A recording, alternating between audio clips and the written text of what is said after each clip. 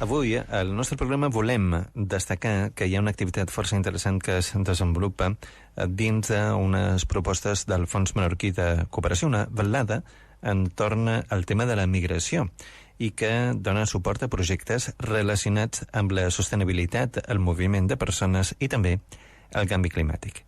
Es desenvoluparà, a més, a l'Illa del Rei.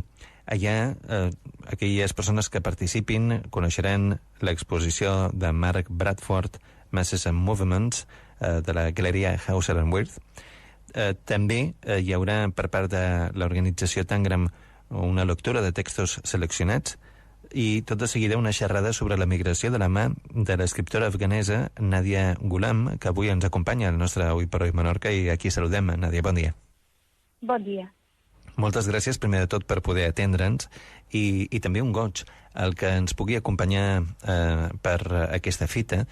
Sens dubte, reiar de migració per una persona que té, com en el seu cas, i per aquelles persones que han pogut llegir també el seu llibre, o se'n donaran compte, una experiència tan propera i també dramàtica, amb el fet de tenir que migrar no perquè un vulgui, sinó perquè és l'ocasió i l'oportunitat de salvar la seva vida, crec que és força important. Com serà un poc la reflexió que vol fer entorn a la migració? És que jo en aquest cas vull transmetre en el món que la realitat que està passant als camps de refugiats, la situació actual d'Afganistan, la vida de dones afganeses que estan vivint en Afganistan, perquè tot el que estan sortint de mitjans de comunicació, que Déu-n'hi-do, en el principi ha sigut moltes notícies sobre el meu país, però la realitat no arriba al món. Llavors jo el que estic fent és denunciar aquestes injustícies socials i conscienciar la població sobre les realitats, perquè les ignoràncies existeixen tot arreu. Aquí també hi ha molta gent, per molt que tinguin accés a diaris, a mitjans de comunicació, tot això, no saben la realitat d'aquests països. I per l'altra banda, aquesta importància d'un moviment que tu has mencionat, perquè és superimportant. Els éssers humans són com un riu i sempre a la història ha existit el moviment dels éssers humans. Llavors, què passa? Que tancant a les persones en un lloc, construint fronteres, és que deixaran que la gent es faci fàstic, que es mori i s'empodreixi, perquè el moviment dels éssers humans és com un riu. Si al riu li tanques, l'aigua s'empodreix. Si li deixes anar, fluir, llavors tindràs bellesa i serà una joia. Llavors aquestes persones que venim d'altres països del món, si ens deixin lliure, podrem aprendre, podrem transmetre, podrem transformar, podrem portar moltes coses a la societat que ens aculla. Tenim la certa idea de que Afganistan, a més, ha estat recentment notícies per un canvi que s'ha produït a nivell de la sortida dels Estats Units. Han aprofitat concretament per una sèrie de persones fer un canvi de govern forçat i quan una persona, una família es troba en societat i en una societat en la que de cop i volta hi ha el conflicte, hi ha la guerra o hi ha la possibilitat de patir, sens dubte, dic jo, no queda probablement altre que o lluitar o cercar altres indrets on poder desenvolupar la teva vida. Quina és un poc la connexió que manté Nadia Ghulam amb Afganistan a dia d'avui? Realment estic patint moltíssim perquè tinc majoria part de la meva família a l'Afganistan, perquè poguéssiu entendre el meu nivell de patiment, en quin situació estic. Per exemple, avui al matí, a la primera hora del matí, he rebut un missatge del meu país que han agafat un cosí meu que treballava pobret en una botiga de fotografies, que amb molt d'esforç li vaig fer que pugui estudiar anglès, que pugui tenir una empressora, una botiga de fotografia per sobreviure dins del meu país perquè tinc una feina. I ahir els talibans ja van venir, li van tancar, van pujar, agafar-li, van atar les seves ulls, les seves mans, els seus peus, li van ficar un camionet seu i ja li van portar com si fos un assassí, simplement perquè treballa en fotografia, simplement perquè sap anglès.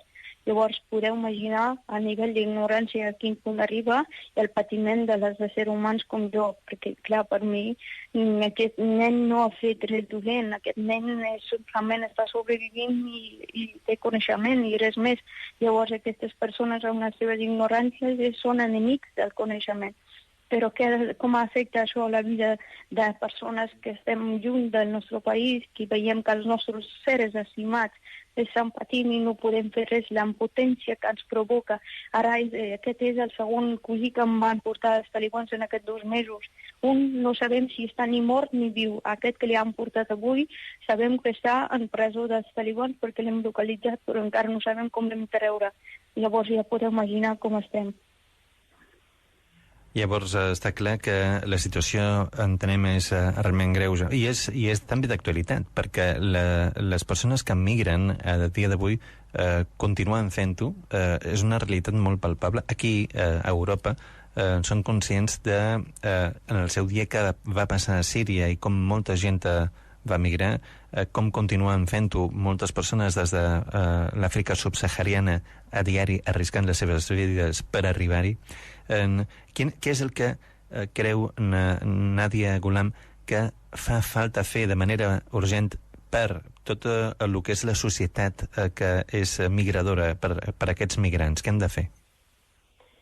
De veritat que el nivell d'acolliment és molt poquet. Entre 3 milions i mig d'afganesos que estan a l'Afganistan patint en una situació molt difícil, només han acollit de moment 250 persones a Espanya. Llavors ja podeu mirar el percentatge d'acolliment que existeix i la quantitat 70% de les refugiats i migrants que estan esperant a les fronteres d'Europa, de moment ningú es parla i som l'única cosa que han ara posat d'acord el mes passat, el mes de setembre, a principi de setembre, els governs europeus el que han posat d'acord per tancar més fronteres perquè aquestes persones no puguin entrar a Europa. Llavors, i això és contra la dignitat, contra els drets humans i solidaritat, tot el que s'omple en la boca de solidaritat. Llavors, de totes les iniciatives que s'està discutint aquí a Menorca, que ara vinc demà, o a Catalunya i tot això, en molts moments em sento molt trista perquè davant de tantes injustícies que hi ha, i és molt petita, és que hem de reaccionar tot el poble, no tan sols ni Catalunya ni les illes, sinó a tot el món, a Europa, perquè han de fer vergonya als polítics, estic parlant dels polítics, de la manera que estan gestionant aquestes coses.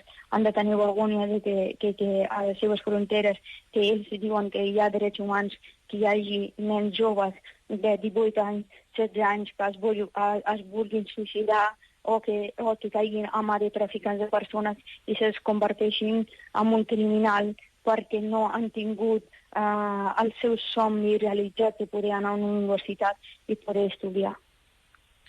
És la crua i dura realitat de persones que cerquen una oportunitat. A la història de la nostra illa, aquí a Menorca, en més d'una ocasió, i ho recordem perquè tampoc no és tan lluny en el temps, la fam o altres circumstàncies han fet que la població menorquina hagués d'emigrar i sortir a cercar el seu porvenir. I allà on ha anat, amb major o pitjor sort, ha intentat trobar el seu lloc. Avui això continua passant, més encara, podríem dir. I no hem de mirar cap a una altra banda, hem de ser conscients i mirar la realitat de cara. Avui ho hem fet amb l'escriptora afganesa Nadia Ghulam. Recordem que demà, a l'Illa del Rei, aquesta jornada organitzada per el Fons Menorquí de Cooperació sobre Migració, volem agrair-li que ens hagi pogut acompanyar el nostre Oi per Oi a Menorca. Ha estat un gust. Moltes gràcies.